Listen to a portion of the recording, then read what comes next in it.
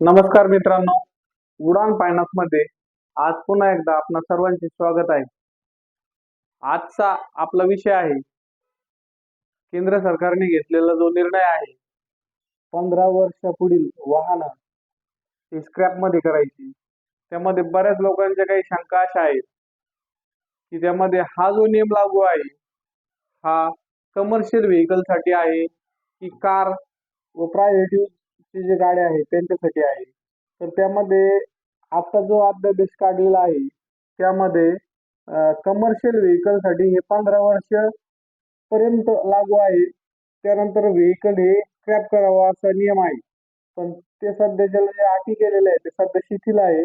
और आपण जे म्हणतो प्रायव्हेट कारला 15 वर्षानंतर गाडीचं फिटनेस चेक करून गाडी फिटनेस कशा पद्धतीची आहे किंवा आपण म्हणतो गाडी रिपासिंग करून जर ते योग्य असलं तिचं ब्रेक तिचं सर्व कंडिशन वेल अँड गुड जर असल्या तर अशा गाडीला 5 वर्षाची शिथिलता दिली आहे। आणखी त्यामध्ये शिथिलता म्हणजे 20 वर्षापर्यंत तुम्ही कार गाडी किंवा प्रायव्हेट यूज गाडी ही तुम्ही वापरू शकता। पण त्यामध्ये त्याचं फिटनेस करताना दोन वेगवेगळ्या प्रकारचे चान्स आपल्याला दिलेले आहे।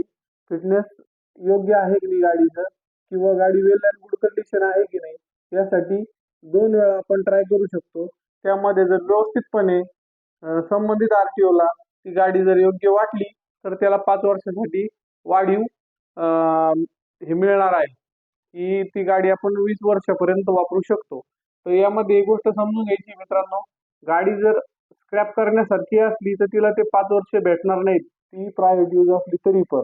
या 2 गोष्टी झाल्या।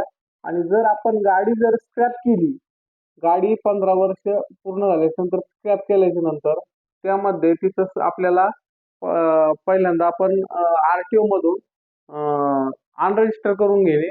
अनरजिस्टर केल्याच्या नंतर त्या गाडीमध्ये आपल्याला स्क्रॅप करता येते। ऑथोराइज स्क्रॅप सेंटरला जर आपण गाडी स्क्रॅप केल्याच्या नंतर आपल्याला त्याच्यामध्ये बेनिफिट मिळतं।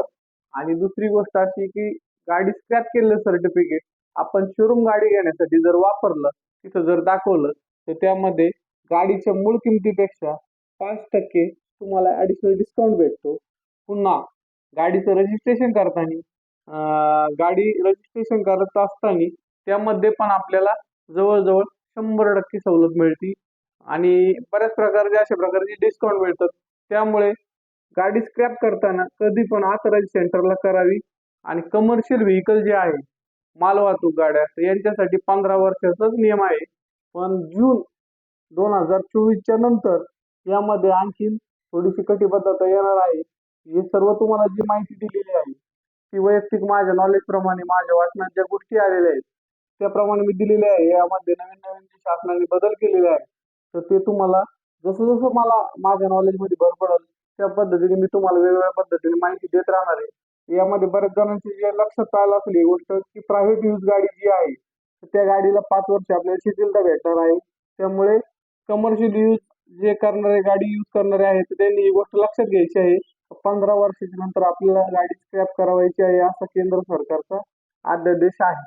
धन्यवाद मित्रांनो।